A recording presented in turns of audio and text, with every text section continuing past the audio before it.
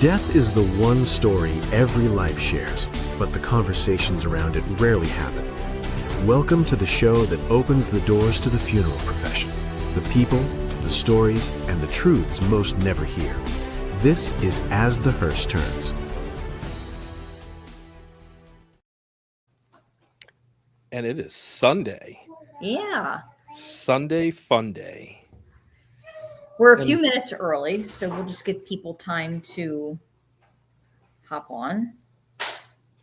Yeah, seeing, and I know I didn't save any or screenshots of the of some of the questions or anything, because I know a lot of the questions were just sent by Messenger, and I don't know if people wanted to, if they sent it through Messenger. I didn't know if they wanted to have their information put out there. Messenger. I'll tell you, I really wish though that Mother Nature could make up her mind what she wants to do with the weather, because it is nasty out today. It is cold. It was raining like crazy this morning. I mean, we're not far from you, but I was laying in bed thinking, poor Addie and Dakota, they were out on that call. And there's nothing worse than going out on a call when it's raining like that. You end up going into the house looking like a wet dog. You are soaked. There's no in between. People are slowly starting to hop on. Yeah. And again, it was a last minute decision and stuff like that. So we'll see what comes.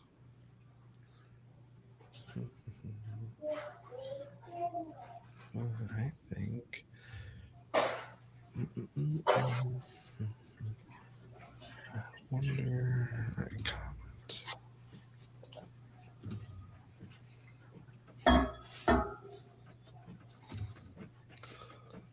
Susan's from Cleveland.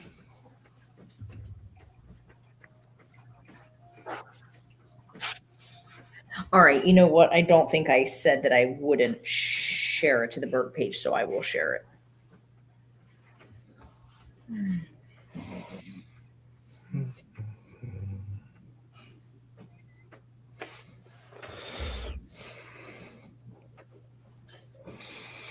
So are you excited for ICCFA soon? Yes, I am. It's going to be different, I think, than NFDA. But I don't know how. I mean, is it going to be as big? Have you ever done one of these? I haven't. ICCFA, I have not. I've never been there. NFDA, obviously. I mean, it's going to be just like NFDA. Yeah. It's just going to be, a different organization. Right. But it'd be pretty cool. Mm-hmm. Yeah, I like connecting with the vendors and individuals that we work with.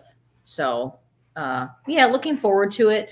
It's a little nerve-wracking going away, though, the end of the month, because there's a lot going on right now. Yes. But we're going to be away. I think we leave Wednesday morning, so we'll be there Wednesday night, Thursday night, and then we come back Friday night. So quick trip, but you're not kidding. Yes, and I'm pretty sure Nathan said we have our post-construction cleaning scheduled for the end of the week. So you'll be coming back with a white glove to go through the new funeral home, just to verify everything? We're having 2 post-construction cleanings. So okay. Stewart and Tate will have their company come in, whoever they use, and then we have our company who will be cleaning for us on a regular basis. They'll be coming in. 2 cleanings, both top to bottom, detailed cleanings. I think we'll be good to go. Nathan just said something to me earlier today. He wanted me to do something on, was it? I don't know what it was. Something. Oh, some like mommy and me cookie baking class somewhere. And it was on Sunday. And I'm like, yeah, that's not going to work. We have too much going on. But I mean, no classes here. What? A for effort. Yeah. I mean, once, and that's what stinks right now is we're limited with what we can do because we haven't had the cleaning done. Once the cleaning's finished, we can get in, we can start hanging pictures, we can start organizing our offices, but we can't do anything right now. Yeah, because again, there's so many little details, right, that still have to be taken care of. You know what I mean? Yeah, now all like the door hooks went up in the bathrooms on Friday. I was down there touching up paint on the lights, and that was tough because the lights didn't come with touch-up paint. So I had ordered about 5 different paints from Amazon, and I found an auto body paint, and it worked perfectly. Hey, that's nothing wrong with that. Yeah, gotta do what you gotta do. You got the problem, you Yeah. figured out the solution, and you fixed it. Right. Yep. But yeah, a lot going on, and I feel bad because my sister-in-law, her birthday is coming up, and she was going to do a brunch over the weekend that we are having open houses. And I said, as much as I'd love to come to the brunch, we got to get into the funeral home. I mean, and then we've always got the contingencies too, because now here's the question: what's gonna happen if a call comes in? Between moving out of Berg, the current building, and moving into the new one. Or say, a day or two prior to the open house. We're going to chat with the state board inspector about that, but I am pretty certain that they would allow us to operate out of the current location. Okay. Because Yeah. I was like, that could throw a wrench in things. Yeah. And hey, once we have the furniture and once we're set up and ready to go at the new location, I'm ready to operate out of there. I have a feeling that's going to happen before the open houses. Yeah, That's it's my just goal. like gut feeling. You know what I mean? Yes. That's why furniture is getting delivered 2 days before we have our inspection. Yeah, and it's just what do they say? Like whatever the law is, or something like that. If it's going to happen, that's when it's going to happen. Right. Oh, Yeah. let's see. The people are hopping on. So there's Gina. Gina is a really good friend of ours, and her fiance Bob are being married in September, and they are huge into the paranormal. They actually make all of the equipment that Skylar uses, Awesome. and I wish that I'll have to send them the video and get their input and 2 cents into Yes. things. Yeah. Murphy's Law. Yes, Gary, that's what it was. Murphy's Law. Thank you, sir. All right, so we got about 83 people. Okay. So again, just Sunday, nothing formal, because again, Thursday night is where you want to be. 6 p.m. Eastern Standard Time this week. We'll have Sean Revive, and we are going to go down the rabbit hole about Noble and the tri-state crematory scandal. I know you said, Catherine, I'm sure you'll have plenty to say once you pick your jaw up off the floor. Mm-hmm. So I'm at the very end. I'm at the very end of the podcast. Interesting. Sad. Yeah. Yep. That's the best way I can describe that. Is it is it's sad that even occurred. Yes. But again, it's one of those things that I think that we need to address and talk about, because if we forget our history, it is bound to repeat itself. So. Well, and that brings up something I want to talk about. I came across a post this morning on Facebook. We got a call around 4 a.m. and of course I can't fall back asleep, so I start scrolling on Facebook, hoping to make myself tired so that I can fall back asleep. And I came across a post in a group that I'm in for morticians. And the person said, let's say you work for a funeral home. Let's say a family had their loved one cremated with a different funeral home. Let's say the family has brought you ashes requesting a division. And let's say the cremation ID disc number on all their paperwork does not match the number attached to the bag of the ashes released to them. Let's say you informed the family of what you discovered and they seem surprised, but like they don't want to accept what that could mean. Is there a next step that should be taken as an uninvolved third party? For background, let's say this is all happening in a state with a lot of negative publicity already. Colorado. Right? Yeah. Okay. Now, in these groups, and I'm calling myself out here because I'm gonna say, hey, it was me that commented. But in these groups, I like to comment under an anonymous name. So I'm Clever Penguin $73.49. All right. Because I get a lot of pushback from other funeral directors, and some of them don't like our presence on social media. But I commented and I said, I wouldn't touch this with a 10-foot pole. This is a situation that should be reported to your state board, and I would respectfully explain to the family that you cannot be involved.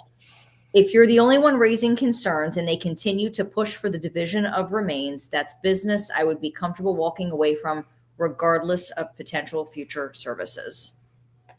So let me process, because I never saw the post. So someone would come into Berg with cremated remains. That you did not do the cremation. Right. And asking you to either fill an urn that they had purchased, or they want to separate the cremated remains. Yep. Upon you opening the temporary urn, and I guess you would have a cremation certificate or something to be able to match the disc number to the actual disc attached to the bag, and those numbers do not match. No. So here's my question: and this might be a good policy to implement, is if that were to happen, are you opening the urn in front of the family? Are you going to take the new urn, take the temporary urn, go to the prep room or wherever where you were going to do the transfer, and then you discovered? Or are you opening that and verifying everything in the presence of the family where they're going to see the cremated remains? It should be done in front of the family. It should be, absolutely. Now, as we're talking it through, but do you think that always happens? Because it's, maybe the family doesn't want to see the cremated remains. Yeah. So now you're having to come back after you've gone out of eye shot or whatever and say, hey, by the way, it doesn't match. Or if someone were to call into the funeral home and say, hey, we had dad cremated with XYZ funeral home. Can we bring him into you, and you divvy up the cremated remains into 5 keepsakes? We can say, yes, we need the certificate though, to ensure that, chain of custody. We're dealing with the who it is. But no, I wholeheartedly agree with you. I wouldn't touch that. It's, hey, this is what's going on. One, you need to call your contracted crematorium or funeral home that you utilize, tell them what was discovered. And then depending on the state, whoever oversees crematories needs to be contacted. But here's the problem. The earnest is on the funeral home that released those cremated remains back to the family. Because when cremated remains come back to us, we have multiple pieces of paper. We have the cremation certificate. We have, the other paper that Evan sends us. And then the disc all have the number on there. And I always verified it because, one, I want to make sure everything's spelled right and those type of things before giving it to the family. Yeah. So obviously the funeral home that gave those cremated remains did not check anything. Mm-hmm. Or God forbid, what happens if the funeral home actually mixed up those cremated remains? That's why you only handle one set of cremated remains at a time. Yep. Never do you have 2 sets of cremated remains, or you're filling 2 urns at one time. That's just, you do not ever do that at all. Yep, those stickers stay on those temporary urns until we give them back to the family. Mm-hmm. Absolutely. There's always identification. And I'll even put a yellow sticky note on the temporary urn as well. They have the one on the bottom, you have one on there. You never want to have that. No, that's asking for that. That's a lawsuit waiting to happen. Yep. Let's see. So I know there was one I sent you yesterday that I said I think it would be really good to talk about from the perspective of a mom and a funeral director. Did you text it to me? Yeah, I texted it to you. It was off of one of the short reels that I posted the night before where we were talking about the belly. It was like the trocar. Yeah. And Sarah Smith. Yeah, and asked a couple questions, but then that screenshot there that she attached to the comment. Okay. Sarah says, is this a video where we were talking about the trocar?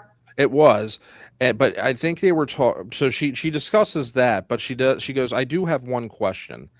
I found this in the comments of a news story a while back where someone was talking about carrying around deceased babies. Several mothers who had lost children commented afterward that it was something comforting to them. Is this something that actually happens? And then there's a screenshot here, and it cuts off who the person was, but the person that commented says, I used to do this too. I mean, I didn't take the babies home, but I would carry the baby around and hold them. All the embalmers did. We would talk to them like they were still alive, and we didn't even like leaving them alone in the fridge. Yes. So, yeah, I will hold a baby. One thing I will say though is on a lot of our videos, I notice that people will comment, and I want to be cautious with how I say this. We'll have people comment and say, "Oh my gosh, I'm so glad that all funeral directors are like this. I'm so glad that this is how my dad, my dad. Where did that little twang come out of?" They'll say, "I'm so glad my dad was treated this way at the funeral home." Meanwhile, they used a funeral home in Indiana 15 years ago. I can only speak to how we do things at our funeral home. Absolutely. I think we see, based off of stuff we learn in the news, that not all funeral homes are the same. And when I get these comments, I never want to I don't comment back. Basically, I don't comment back, because what am I going to say? Well, not all funeral homes operate that way, and I don't want it to seem like we're putting ourselves on a pedestal. I only know how we operate. Do all funeral directors do this? I don't know. I do it though. Whenever we have a baby in our care, we will always get the baby, dressed. I'm a mom, and it hurts to see babies. I'll never forget the first time Nathan had to go to a hospital out of the area, and he, of course, he texted me when he got there, and he said, I'm going to get her now. And then he texted me when he got back to the van. I have her with me now. She's here in the van in the back. And when we got back in the prep room together, he, of course, brought the baby in from the van, and we opened up our little pouch. We have a little carrier that we have for babies, and we got her out on the prep table, and we both just stood there and cried and cried and cried. Yeah. But we're parents, and whether you're a parent or not, as long as you have a heart, I think something like that's going to affect you. But do all funeral directors walk around cradling a baby? No. I know I have never, cradled or, held a baby that I was caring for. Now, I will say this. It does seem like I'm extra gentle and extra methodical. Mm-hmm. And, when done, like I used to tell Skylar, like I would make her a baby burrito, Yeah. and it's like the same thing. And you take those extra steps, Yes. and it's hard to explain unless you've been there and you've been in that position. It's kind of hard to really explain the feelings and emotions. Jewel just commented, and she said, I was told that they did this with my boys. Okay, they Jewel spoke with Bo his entire embalming and held him close for a period of time. Yeah. I'm thankful. Jewel, I knew Patty really well, and Patty had the biggest heart, and she just took care of those babies. She loved those babies at Harkins, and every now and then she would text me and let me know, that we're caring for a baby at this time, and just keep the family in your thoughts and your prayers. So I have no doubt that that's how everything was handled at Harkins. Yeah. Billy asked, have you ever had a decedent request only a direct cremation with no service, obituary, memorial, or anything else? It happens all the time. We had 2 in the last 2 weeks. I've had, we've actually been very busy up at Berg, but we had 2 particular individuals. You would never know that they were with us. Yeah. Family didn't want an obituary, no service, nothing. Death notice, anything. Yeah. Wanda asked, "Do you allow a family member to be present for the cremation?" That can be scheduled and arranged. Absolutely. If they want to go witness, you wouldn't be there for the entire cremation because you're talking about 3 to 4 hour period. But the initial start to the cremation process, seeing your loved one actually be placed into the cremation chamber and then being afforded the opportunity to actually start the process yourself, that can be arranged. Absolutely. Yeah. Hi, Christine.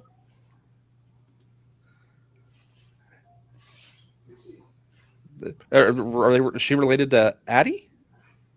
Christine is Addie's son's grandmother, I think. Not to put you on the spot or anything. Yeah. I noticed the last name. Yeah, Christine is Tyler's mom, and Tyler is Addie's ex-husband. Okay. And he's awesome. I love Tyler. He's so much fun. Let's see if we have anything else. Because I know we had a couple. I just want to make sure we're not missing anything out of the chat. But I know you said we had a couple really good questions that have been sent to us just through direct messenger on Facebook. Yes. So Dawn had reached out to us earlier and she says, "Hi, Catherine and Chris, absolutely love you and this page. I can't thank you enough for educating the public. Knowledge is a powerful thing. I'm a hospice nurse from Indiana, so I've seen a lot in my career. But this one thing I just cannot get past, hoping you can help. I think I know, but not sure I know. My uncle was a cross-country truck driver. About 30 years ago, he was found deceased in his big rig in LA, California." So remember that. He was in California. Okay. And they speculate he was dead for 2 days before he was found. My grandparents went through so much to get his body back to Indiana. One of our local family trusted funeral homes took over the care of him. When he was presented to the family first, it was the most horrific picture I've ever seen. He was actually the darkest gray/blackish color I've ever seen. What made things worse was gnats were flying all over his face and torso. We were not warned or told he did not look good or asked if we still wanted to keep the casket open. Were there some missteps in the embalming process, the transit preparation? Was it just the fact that he was gone for a few days? We as a family were absolutely mortified by what we were seeing. Now, every time I go to any visitation, no matter where, I wonder if I'm going to see gnats flying around the deceased. To make things even more disheartening is the fact that the funeral director, as we were receiving guests, pulled my grandfather out of the visitation to write a check. This upset us highly. Yeah, that shouldn't have happened. Couldn't this have been taken care of prior or after all the guests left? P.S. My grandparents, who were never one to skip out on paying the bills. Can you give an explanation as to possibly what happened here? Thank you so much, Dawn. If he was in a truck for 2 days, if there was no air or in California, depending the time of year, absolutely, we're talking. So one thing, like, you have to understand is that as soon as someone passes away, decomposition begins, and honestly, decomposition sometimes even begins before the person passes away. Internally. So whether he was so far now, was he does she give any inclination? Was he transferred back? Yes. So they were. Visitation? She's saying that she's in Indiana. So was he transported from California back to Indiana? Right. I'm assuming he would have been embalmed prior to transfer. Right. Was it a shoddy embalming job? I don't know. I think you and I both know that sometimes there's only so much you can do. But I mean, even because there are cases, and I think that we've seen some of the comments come through. Somebody did ask, at what point would we tell a family that embalming was not, possible because of such advanced decomposition? And I mean, everything is going to be on a case by case basis. Right. You know, someone may be perfectly fine from the waist up, and then from the waist down, you know, and then there's certain things that we can do to treat, and things, you know, plastics and undergarments, things like that. Mhm. But I mean, advanced decomp, there's if like horrible skin slip, and if the body is covered with gnats, that would lead me to believe that there was probably maggots present as well.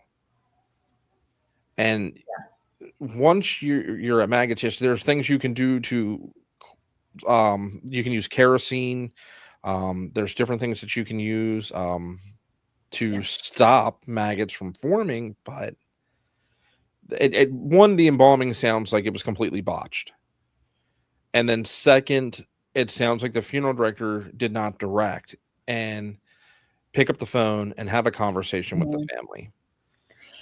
And those are tough conversations, but we have a duty to. We have a let them fiduciary. know. Absolutely. Yeah. I had to do that earlier this week. We had a viewing, and I said, I just want to make you aware of a couple things. And the family was prepared going into it. But I don't think that people truly realize, you know, outside of, you know, funeral service, the general public, how quickly decomp sets in. I mean, It starts immediately. Yes. And that is why we always, you know, if we can get verbal permission to embalm, we do so. Yeah. Because the quicker we can begin the embalming process, the better the results. Yeah. You know, if it's a situation where a person doesn't have to be placed in refrigeration and they can go right from the place of passing to our care and we can do what we need to do, absolutely. You know, Yeah. you're going to have better distribution. Right.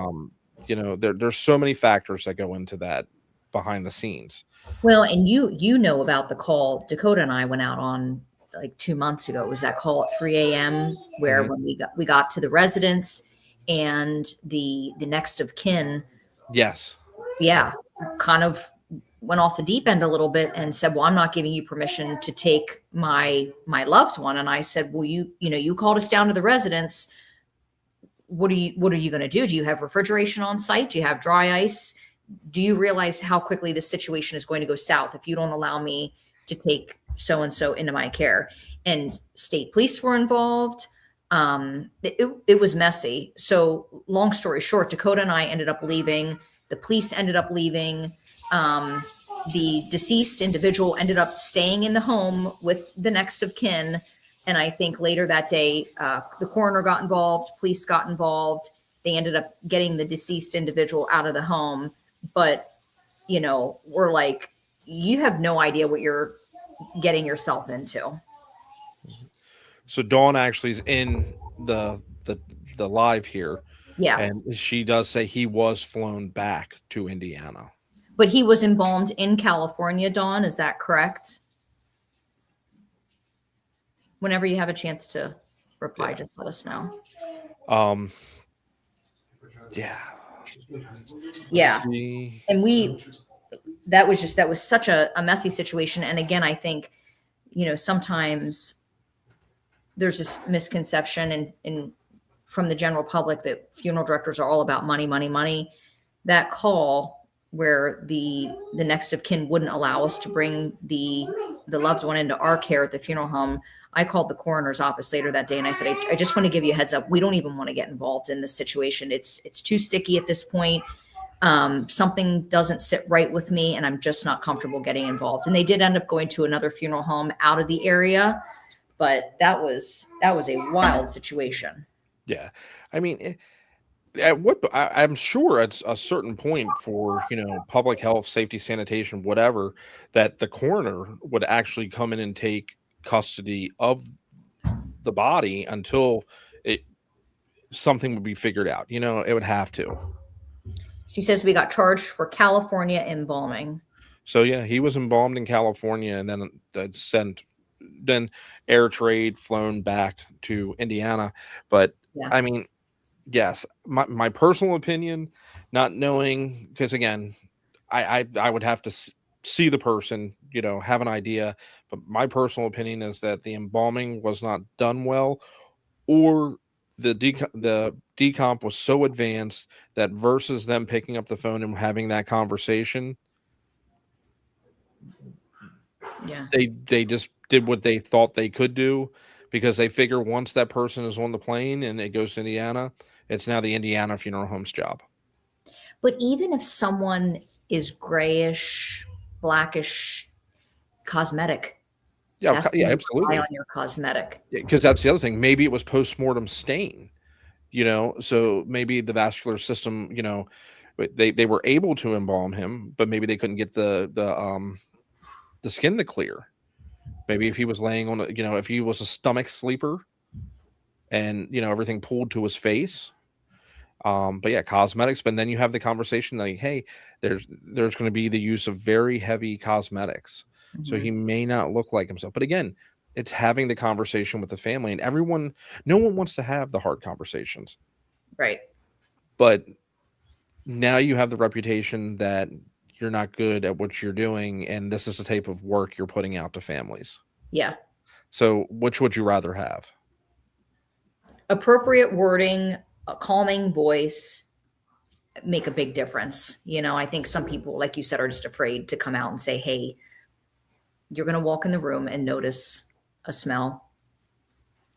I'm just going to put this up very quickly. Give me 1 second. There was another one too that I'll pull it up by Catherine's. Where is it? You okay? Our kitchen's a busy place today. We've been baking cookies. I made meatballs. Oh, we made everything. Tuna salad sandwiches. This was so nice to not do anything this weekend. This is the first weekend we haven't had to do anything, like nothing. Just to be able to. We went to church this morning. That was it. Yesterday we played outside. The boys wanted to ride dirt bikes in the backyard, so we sat back in the woods, and it's been amazing. That was very random, but I had to tell you that. I'm trying to find. There was one, and I can't remember if it was to the Esahurst Turds page or the Harkins page or to my personal page, but the lady was very, very nice, and she had talked about how, and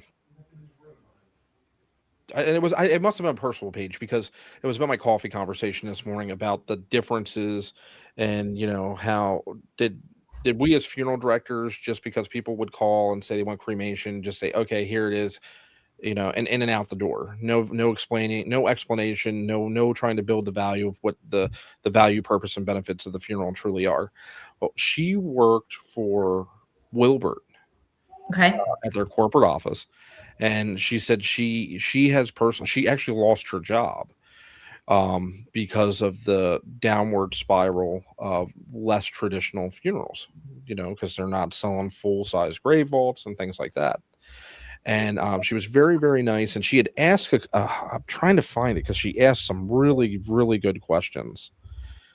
And come here. Here we go.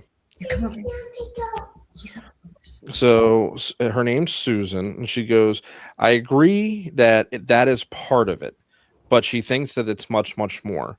She worked for Wilbert Corporate in Chicago for 10 years. At that time, funeral service was changing. She was in marketing as a supplier, and they would put together programs to try and educate funeral directors on the value of funerals, burial versus cremation being final disposition, with options to provide the families of viewings, rental caskets, celebrations of life. Cremation Choices was the program when the traditional burials declined that had a profound effect when you are a burial vault supplier. She had her job eliminated due to the decline in traditional funerals. But I truly believe that decline in traditional funerals and burials was when the corporate funeral homes started buying up family-owned funeral homes. That's when you saw funeral costs start to skyrocket, the acquisitions of cemeteries driving up the cost of graves. For the opening and closing, cemeteries selling funeral merchandise to families, leaving the funeral homes without those sales of vaults and sometimes caskets. that we're all part of the bottom line. And she understands the value of a funeral celebration of life. We've had family members choose cremation, but we did full visitation with rental caskets. I don't think people understand that they can do all of these things and that the value of the ceremony is important. Cremation is just the final disposition, and they need to understand the options available to them. As a funeral director, that does fall onto you to educate them to overcome the consensus of the general public that cremation is direct and that's it. Education of the value of the funeral. Before working at Wilbert, I was an office manager at a family owned funeral home. I've been watching the reels that you and Catherine have made and been making. They are great, honest, educational, and right on the money. Being a funeral director is a calling, and it takes special people to do this. I saw it firsthand. I was fortunate to have these experiences, but I loved on and now work in the chemical industry. But it stuck with me all these years later. Keep doing what you're doing. It's a worthy and admirable profession. But I think like some of the points she made are Mhm. very true. Um, Again, I have nothing against folks that work for corporate funeral homes, but it makes you wonder if you own such a large section or chunk of the market, can you price fix? Can you drive cost of goods up or services up because you own so many? No matter, they may not know like you here, so they go down the street and it's a different name on the building, but it's still the corporate funeral home. Yeah.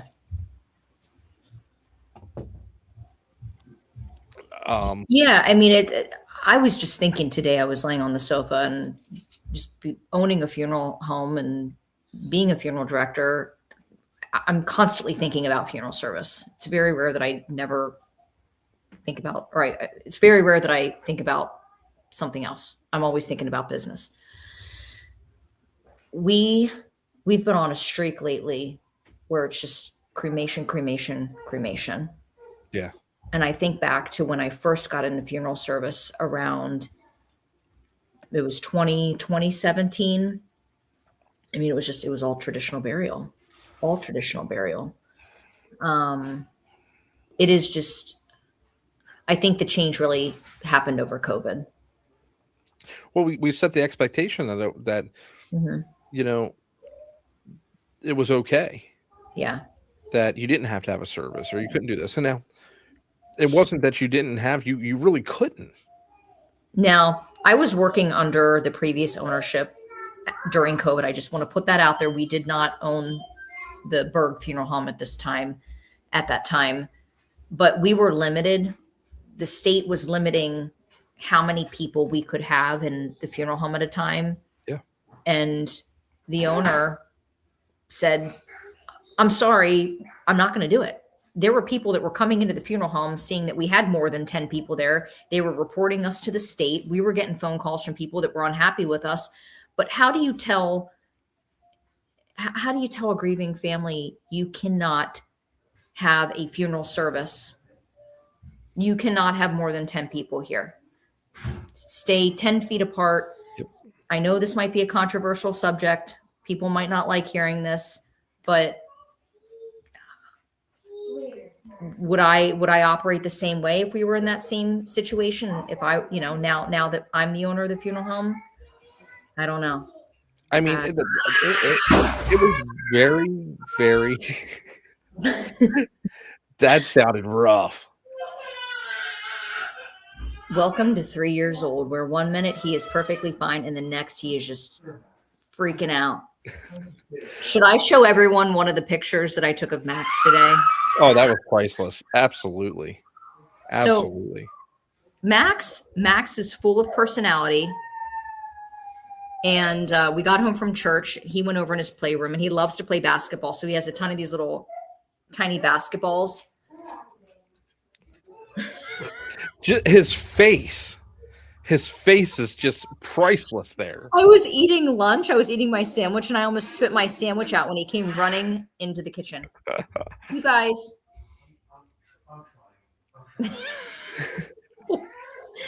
Poor Nate.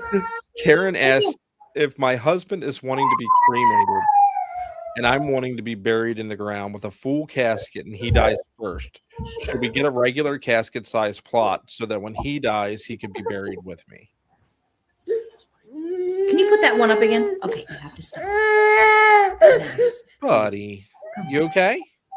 If my husband is wanting to be, say hi to Chris. Sure. Show him your basketball cookie. We made basketball cookies. It's okay. Are you playing basketball today? Yeah. Yeah. It's all good, right? Did the doggy try and take your cookie? What was it? Was it Petey or Frank? Put Frank in timeout. Should we put him in timeout? Yeah, yeah. And what Bad did Frank. And what did Pete do yesterday? He ate a roll of bubble gum, and then Frank ate a book, and then Frank also ate a rubber duck this morning. So if people want to know why we don't have dogs in the funeral home, that's why.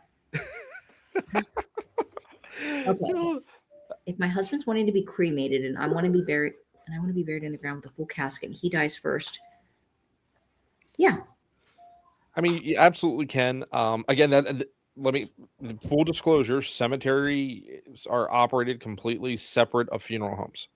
So the regulations that a cemetery may have are just whatever their rules and regulations are. I always tell folks if a spouse is going to be cremated, my advice would be to keep the. Oh, I see Matt or Sam too. Yep. What's up, buddy? Sam's at that age now where he's like, don't take pictures of me. I don't want to be on social media. But then then I hop on a live and he sits right down next to me. But I would hold the cremated remains until the spouse that is going to have a traditional burial passes, and then the burial takes place, and then inter them both together at the same time. You might only have to then you're only going to have to pay for one opening and closing. You just might have to pay for a second rite of interment. And they'll want all the documentation knowing who's in that casket. Your cremation certificate, everything. Absolutely. Okay, so that was a good question. Bye. Let's see. Leanne said she saw Max's photo from earlier. We were cracking up. He's Facebook famous. There's that big smile. That's a big smile. You're cheesing now, buddy. He's good. Nate's looking over at me like, are you good? He's the social media manager now. Loreno says, if you own a piece of property, can you be buried on that piece of property? You would need to look into the zoning ordinances, do your due diligence. Like in a neighborhood where we are, I can't imagine we could just dig a hole and bury me in the backyard. But if you have several acres, depending on how far you are from creeks, streams, bodies of water, doesn't that all play a role in it, Chris? Yeah, oh, absolutely. And again, we'll talk about that a little bit on Thursday, because the reason really that tri-state scandal was probably truly found out was because the EPA got involved. And we'll talk about that more. But Ginny says, at our little town, a funeral home during COVID propped the casket in the window and people could drive by to pay their last respects. We actually did that at the funeral home I was with. I was serving my apprenticeship. We had a portico. And what we did is we opened the doors of the portico. We put the casket right at the doors. The family could stand outside under the portico, and it was a drive-through.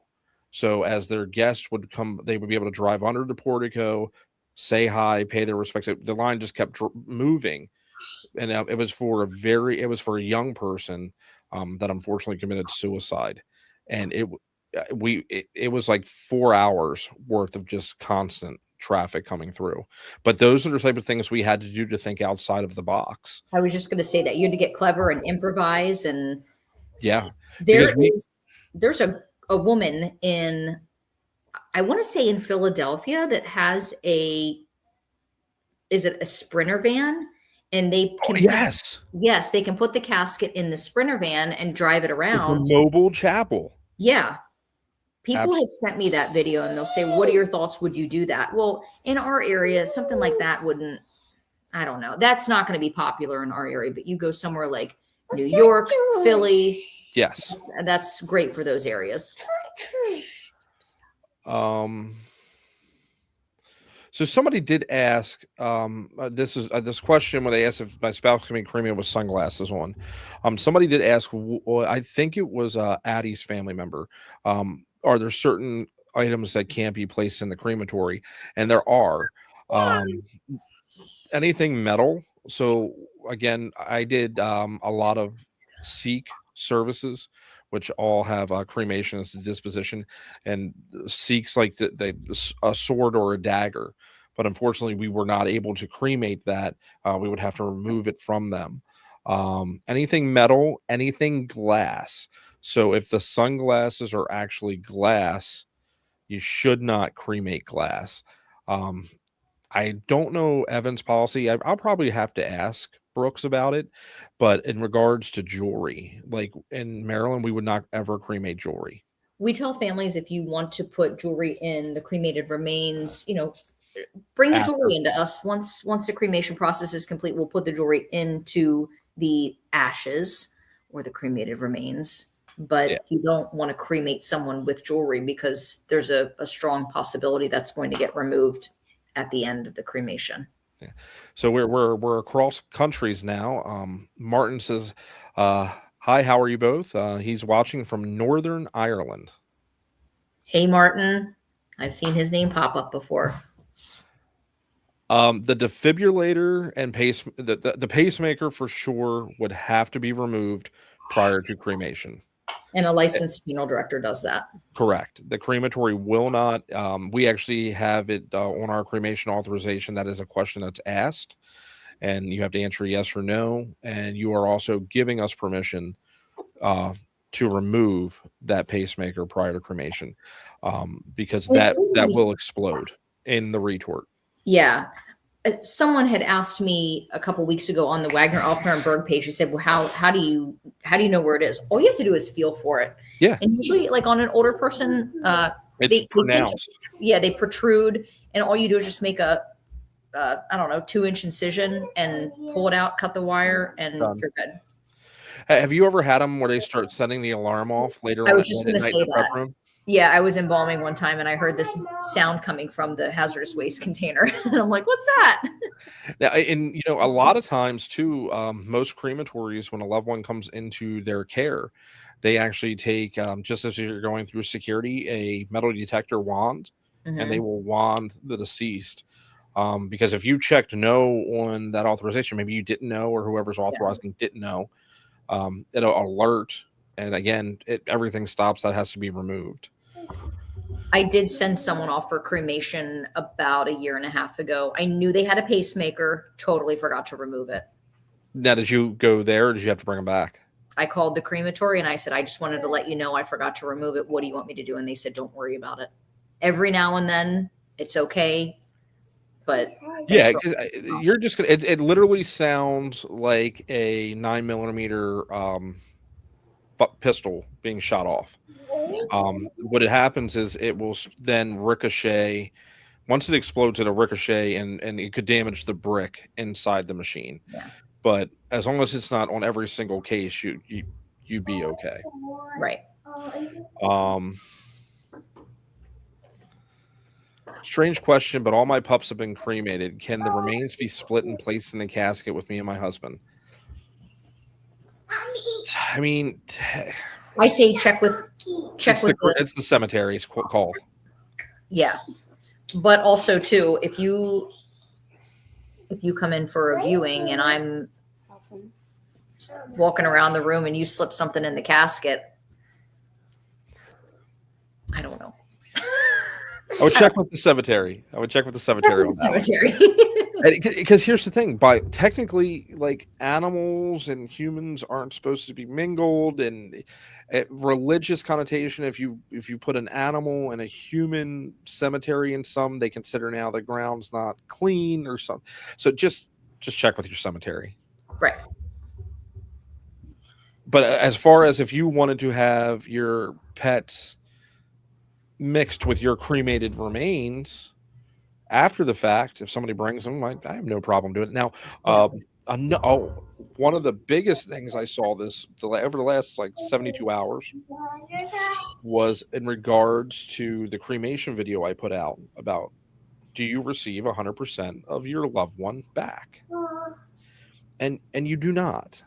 You know, for anybody to sit here and say you do, they are lying. The cremation process, over time, those bricks break or there's crevices in there. There's no way to get 100% of that cremation out of the retort for the next cremation. And folks were, like really surprised about that. And it's like, if you actually turn over the back of a cremation authorization form, they talk about this. And it's just like, commingling happens. Now, crematory will never intentionally commingle cremated remains. Never. So a crematory will not mix two sets of cremated remains together. Technically they're not supposed to. Like in Maryland, it is actually against the law for a crematory to intentionally commingle cremated remains. So it has to be done on the funeral home side. And even then, I would still have somebody sign saying that they're giving permission for that to happen.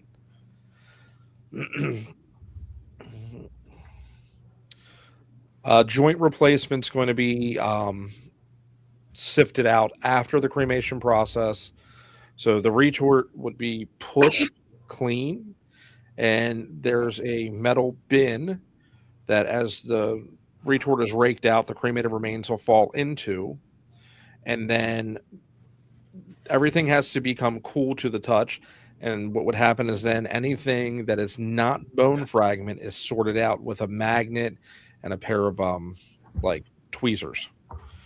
And then the cremated remains are then processed down to the granular level that you receive back. Do you want to pull up Dawn's comment? No, you can be cremated.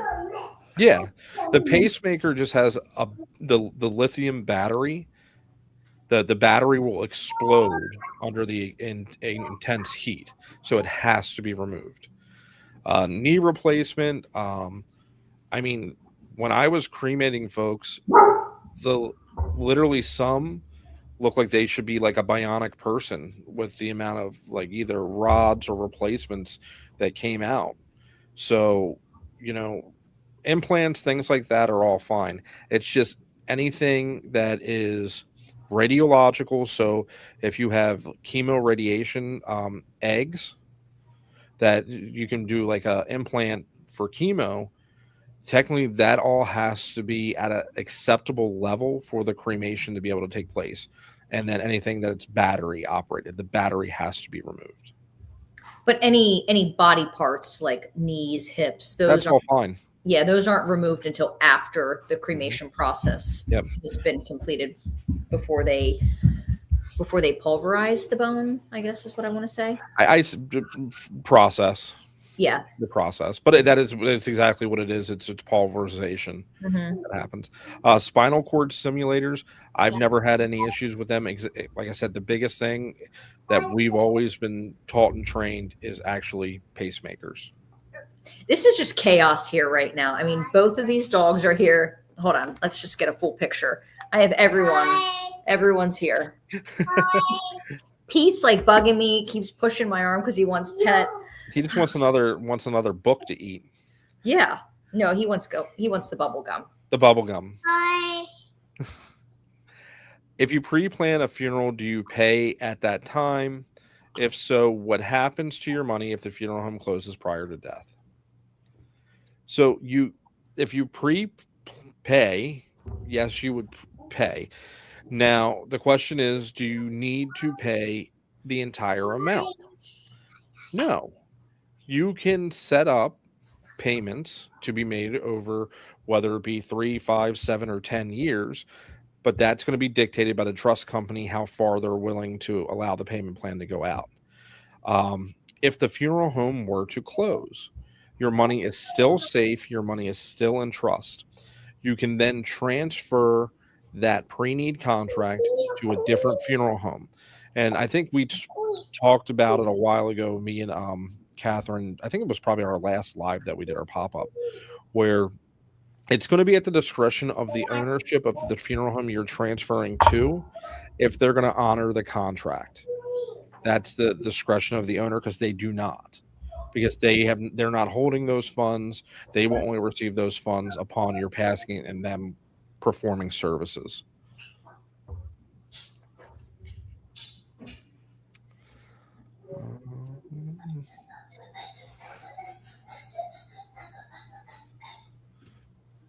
Linda says, thank you for all the information you're putting out. Wish I had some of the information you put out 4 years ago when my husband passed away.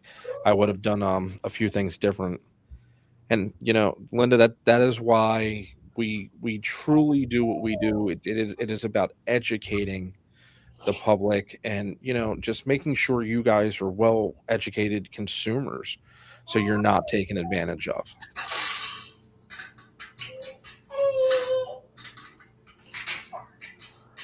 So Karen asked, in preparation for Thursday's Facebook Live, with this story that you're referring to that you'll be discussing, I'm not sure I'm familiar with it. I'd love to watch it before the live feed on Thursday.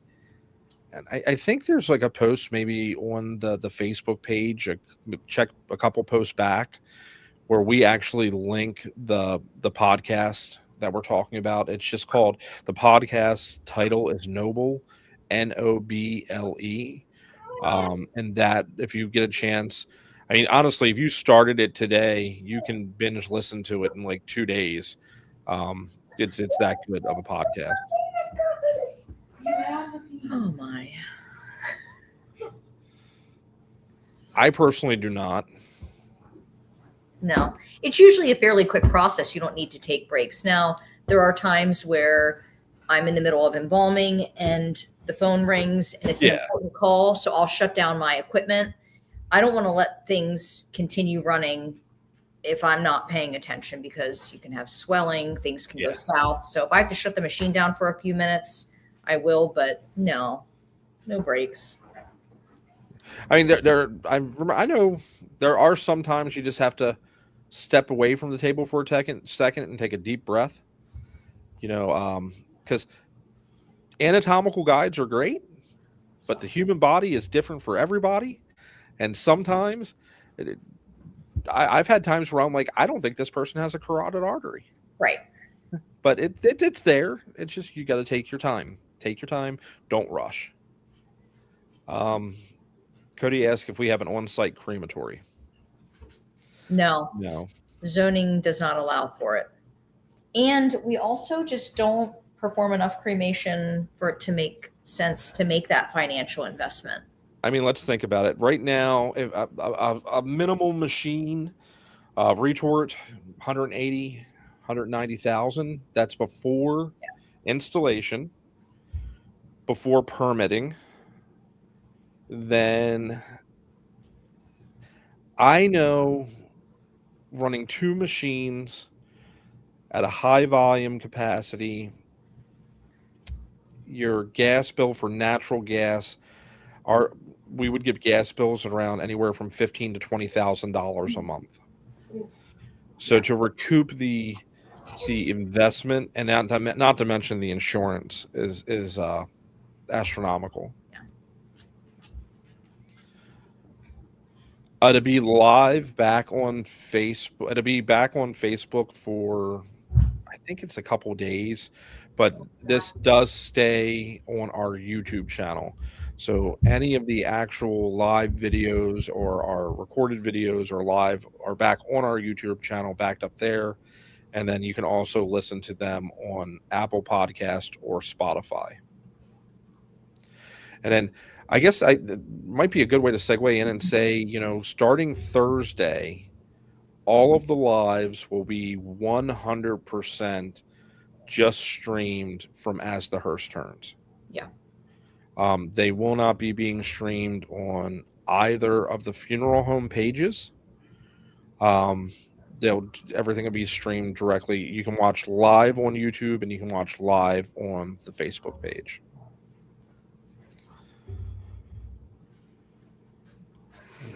I would say, what do you say? I'd still think it's probably 60-40, honestly, at this point. Yeah. I mean, Harkins, I'm probably 70-30 Yes. because it's a different community. It's just a different, neighborhood type thing, more traditional there. But I would say the more we get close to, Redline and York proper, we're probably, 60-40 cremation rate. We might be getting closer to 50-50. Do you think? I think so. Yeah. Now, let me ask, do you think it is because of, they come to the funeral home and they have our fees and then they go get hit with, because again, we're talking about difference in cemeteries, do you know what the cost would be at like one of what's Susquehanna if they had to buy a grave? If they had to buy a grave, I don't know, but I know traditional grave opening and closing there's $2,500 if it's not prepaid. So you maybe, I would say maybe on the low end $2,000 for the property. So you're $4,200 just there. Oh, I gotta see. So I just paid what? $13,000 for the grave. Well, what it's 60,000 at when you were talking about with your dad, but that was everything, right? Yeah, my parents are they're in Florida and their neighbors just buried someone in the family. And before what did I say? Before it was the 15, like the grave opening was 12,000? Yeah, it was something insane. Yeah, before the $12,000 grave opening, the funeral home charges were $60,000. No, and the old site, just so that for those that aren't aware, Catherine and Nate just leased that property. Yeah. On Broadway. Wow. In Wyoming, they're 90% cremation. So just direct cremation. I find it veteran cemetery services are maybe 5%, and maybe it's because there's no cemetery plot.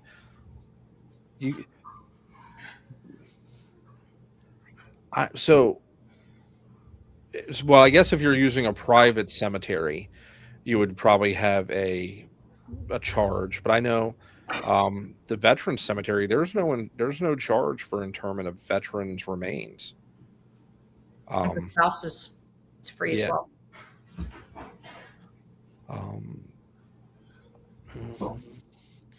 I'm wondering if it's the job of the funeral home to do whatever it takes to complete a removal. Specifically, what if a person had unalived him or herself via hanging? Is it the removal person or team's responsibility to literally get them down? I've heard old school stories back in the day where the funeral home had to, but in all my times, by the time I get there, the coroner has already done, or the medical examiner has already done their portion. Yeah. Usually in those situations, the coroner has gotten the person on the floor for us. Yeah. Yeah.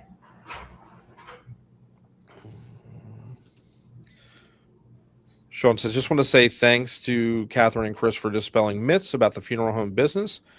There are good people like yourself taking care of families, and he is watching from Nova Scotia, Canada. Thank you, Sean. So Jacqueline's in Melbourne. I've been paying $184 a month for several years to hopefully pay it off before I pass. My husband passed 17 years ago and I have him. He was cremated. Okay. Yeah, I mean, it's going to vary. Yeah. It varies depending on where you are. Yeah, I really, when it comes to payments, the funeral home does not dictate what that payment's going to be. It's the trust company, because we use a company called Funeral Directors Life Insurance Company. They hold the money in trust, and if they say, okay, your funeral is going to say, let's say $10,000, and you're 85 years old, they're only going to say, okay, we're going to do a payment plan, but we're only going to allow it to go out maybe 5 years, and your payments might be $600 or $700 a month. However, if you are 25, and I'm probably going to get flack for this, like I've done before, but if you're 25 and it's a $10,000 funeral, and they say, okay, they're going to let you go out a 10-year period, your payments are going to be significantly lower, and you're going to have that peace of mind at the end of the day that that's all taken care of. Yep. Penny said, thanks for taking my question. She's from Stafford, Virginia.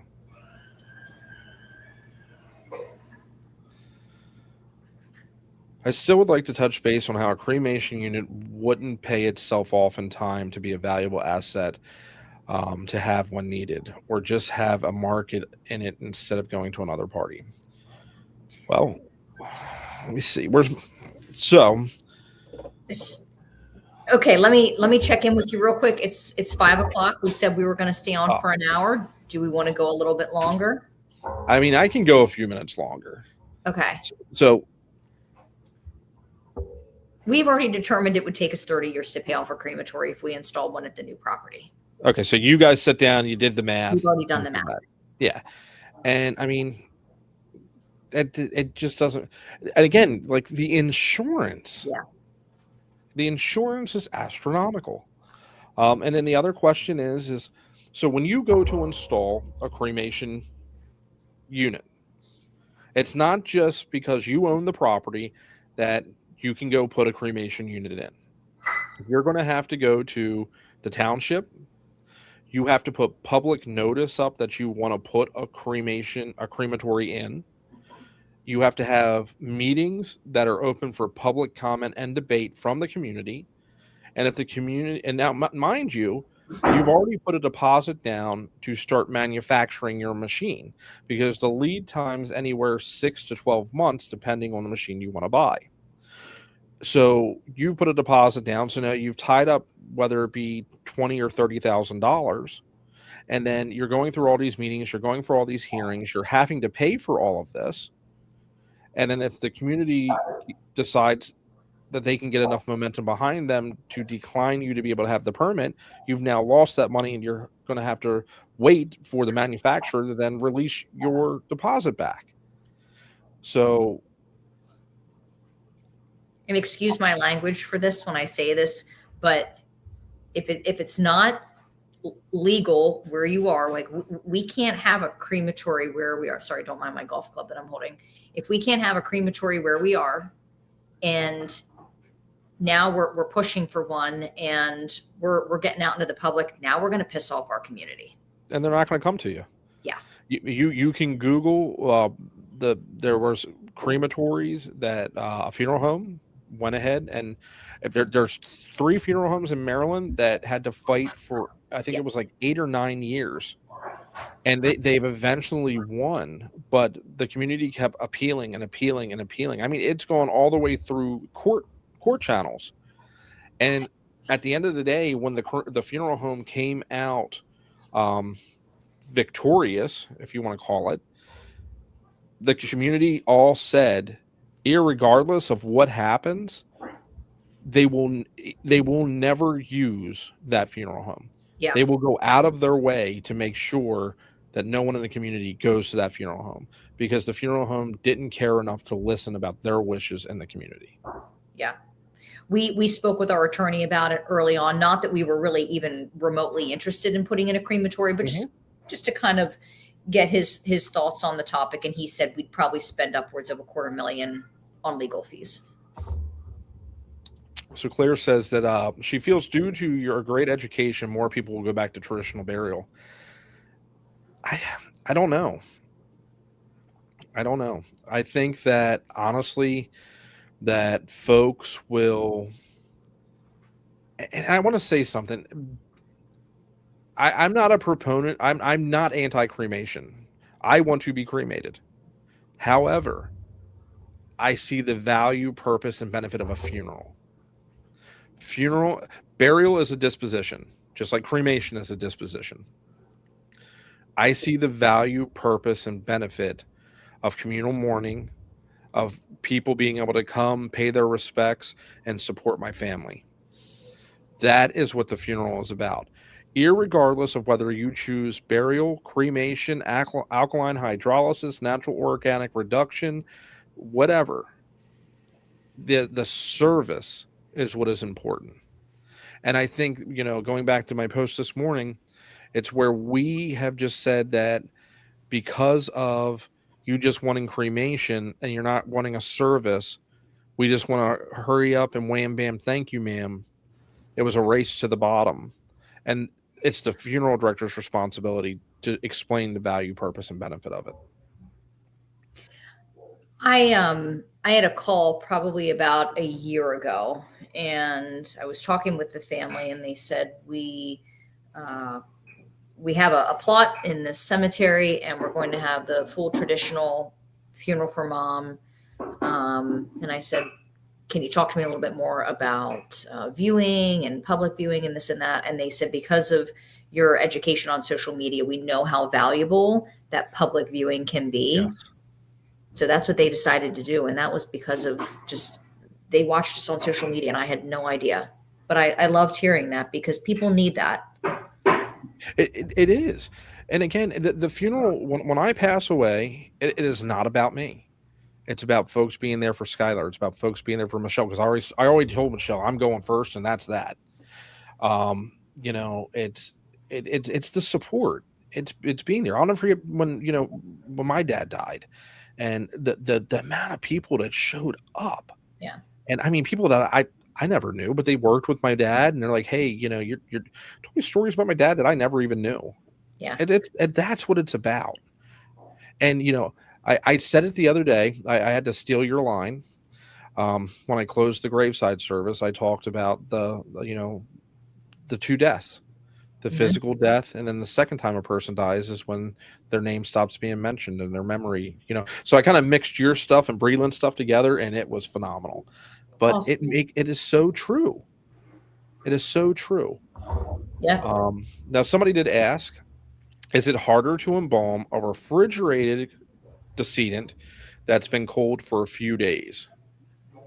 I think it can inhibit things. Mm-hmm. Absolutely. If I can avoid it. Yeah. In PA, can you bury someone and then place cremated remains on top of the vault? It's going to be up to the cemetery, but I've done it. Yeah, the cemeteries in our area have allowed it. It really, I think it's whatever, as long as they have enough clearance to be able to open up the enough space for the urn to go in, and they still have to be able to have, I don't know, but it's a certain amount of inches of dirt to the sod so that the grass will grow. Mm-hmm. So Shane says he agrees with me. Here in Ireland, a funeral is more open place for people to mourn. In Ireland, people bring food for the family, sometimes drinks, both for adults and kids, and it brings more community into it also. It's like when you guys embalm, it's another way to say goodbye to the deceased. In my mother community, people lined the street when her sister came home when she passed. See, that's so cool. Like if have you ever seen like the Irish funerals or like the funerals in the UK where the undertaker actually gets out and like walks in front of the hearse and like leads the funeral procession through the towns? I have not. It's really neat. And the townsfolk, if they're at the local, if they're at the pub or whatever, they'll come outside of their homes and they line the street and they pay their respects as the hearse and the funeral procession comes by, and then they go on about their day. The other thing I saw that was really neat is that, and it was in Ireland again, is that they actually decorate the grave. So the family would go the morning of so the grave would be open, they would dig it or be dug, And the family went and she loved flowers. So they went and actually got a ladder, went down into the grave, put greens like greenery and this draped decor and put fresh flowers all inside so that they Oh, said when okay. mom was lowered, she would be in a warmer place. I love that. I thought that was so neat. So we use Evans cremation. In Leola, it's in Lancaster County, and they are amazing. Love them. And then let's see, Kelly says, it won't happen in my lifetime, but eventually, don't you think there will have to be different ways to bury or deal with decedents' bodies just to the fact we already do. We now have alkaline hydrolysis. We have natural organic reduction. We have you have cremation. And I think Farms. Where's the one body farm? Is it in Texas? Tennessee. Tennessee. Tennessee. I want to go there. I want to see that. I think Nate would enjoy that. Yeah, right. Just take if you do, that's a live video that has to happen if he goes with you. I really doubt that they even allow recording or photography. You can find videos. Really? Yeah, YouTube's your best friend. Interesting. Yeah. So there are different things, and somebody actually did a study, and I don't know the validity of it, but I'd have to look into it.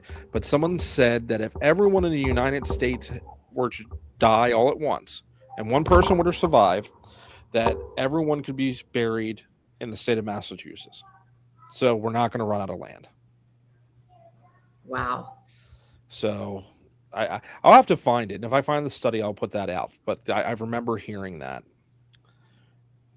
Jennifer says, as a mental health counselor, I agree about the services and support. It's so important. Your education is also helping me help people. That is really cool. That is awesome. That's amazing feedback. Thank you, Jennifer. Yeah, that is cool. I think it's easy for people to sit there and say, oh, funerals are too expensive and, just cremate me when I die. No one needs to see me, blah, blah, blah. But, like with my uncle, he took his life and I never had an opportunity to see him one last time. And I think until you go through something like that, you truly don't get how important that is. So It's easy for people to say, and dismiss it, but people need that. Someone said, Shane again, you are correct, Chris. Certain parts of Ireland, the families hand dig the grave. And then there was one about Costa Rica.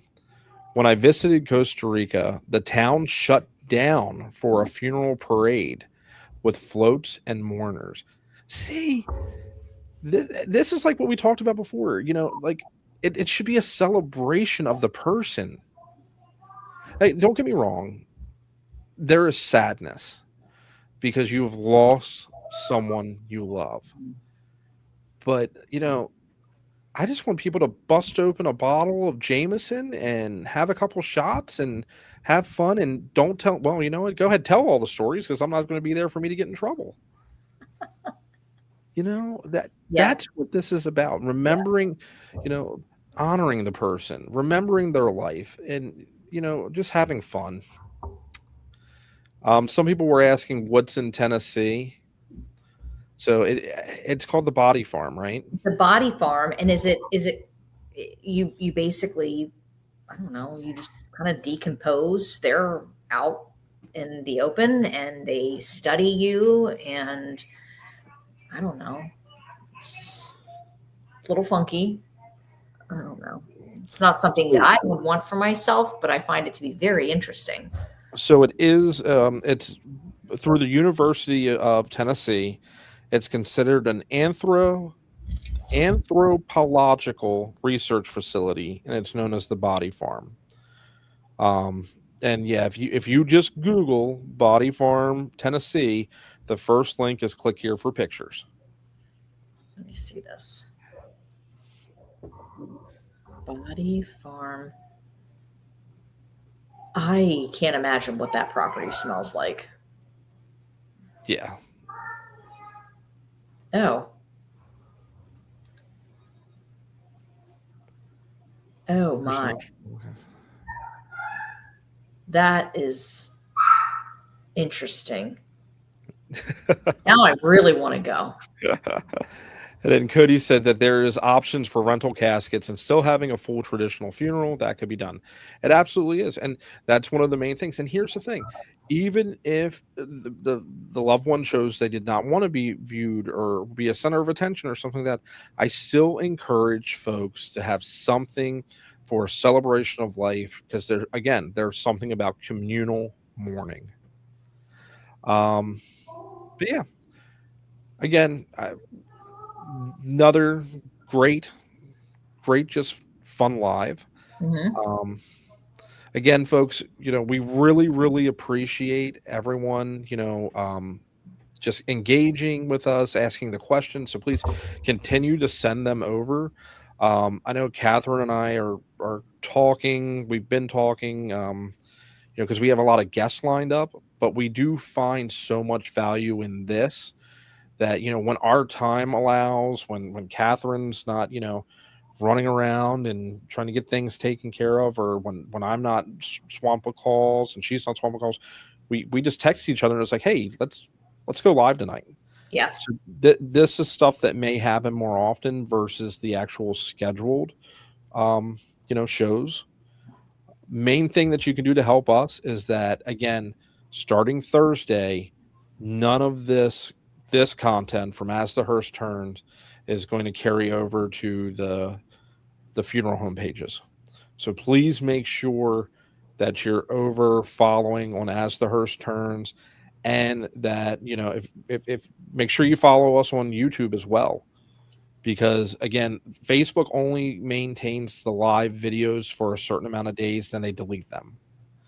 So you can always go back, find us on our YouTube channel. So please subscribe there to make sure that if you can't make one of the lives, that you have the notifications and can go back and watch everything on YouTube. Can you kind of give us a rundown of what the 23rd is going to look like? What viewers should expect? Should they come up with questions? Is there going to be a time for them to ask questions? I told Sean that we're probably going to be like 2 hours like we normally are. Okay. I think please, if you have questions about Tri-State, now understand that Sean is just an investigative journalist. He found out about the story. He went and investigated it. And if you listen to the podcast, it isn't like this where it's just two people talking about it. Sean actually went out into the community. He talked to family survivors, got their feedback. He actually spoke to Brent Marsh's attorney at length. So he actually went out and interviewed these people. He actually even went out, and then again, when you get to the last episode, you'll see he actually went and met Brent Marsh. They didn't discuss anything about it. Brent did not want to do that or anything, but he actually went and met him. So it's going to be, I think we're going to talk a lot about certain parts of the podcast. See, my big thing is I want to find out from Sean, and my number one question is after he and his folks had done this story, has their view or perception of the funeral profession changed? Because one thing I noticed in the podcast is that there is never an interview with any of the funeral homes that use Tri-State Crematory. And I'm curious to find out why. And I do know that the funeral homes that use Tri-State were involved in the settlement. And the funeral home, the amount of money those funeral homes had to pay out, it may have been something in the insurance to where they were no longer allowed to discuss anything or whatnot. But so it's going to be us talking about the episode, really finding out what got him into that. And then I'm sure if we have questions, we'll ask him, and whatever he can answer, I'm sure he will answer. He seems to be very, very nice. Then we have Carlton lined up still from National Funeral Directors Association. We have Ruth Ann Distel. We have Monica Torres. We have Ryan Thogmartin. I'm still waiting on confirmation from a funeral director out of the United Kingdom, which if we can get him to come on, I think everybody will love that story that he'll be able to tell. Yes. And I did have a grave digger come on to Yep. our Wagner, Elfner, and Berg page, and I asked him to message me. I have not heard anything yet. So if anyone here is watching and listening and you dig at cemeteries and you're interested in coming on, reach out to us. Yeah. And then Karen wants to know about the Noble podcast. She says, is this on a streaming service or is it just a pod? It's just a podcast. It's on. That's Yeah. what it looks like. Go to Spotify and just type in Noble. Yeah, and it's also, so if you don't have a Spotify account or whatever, it is on Apple, Apple iTunes, Apple Podcasts, or something like that. So again, guys, everyone, thank you for taking time on your Sunday afternoon to choose to spend it with us.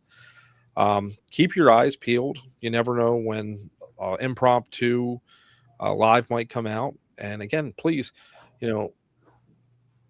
share the page to folks. Share the post. We are truly trying to educate as many folks and as many people as we can. And again, we're here to answer the questions. And if it's a question that Catherine and I can answer, we'll get the answer for you. We'll figure it out. Yep. Yeah. We have the network of folks that we've grown to know now. If we don't know it, we know somebody that does. Mm-hmm. Yep. So everybody, thanks for hanging out, and we will see you guys on Thursday. So talk to you soon. 6 p.m. 6 p.m. Eastern Standard Time. Okay. All right, guys.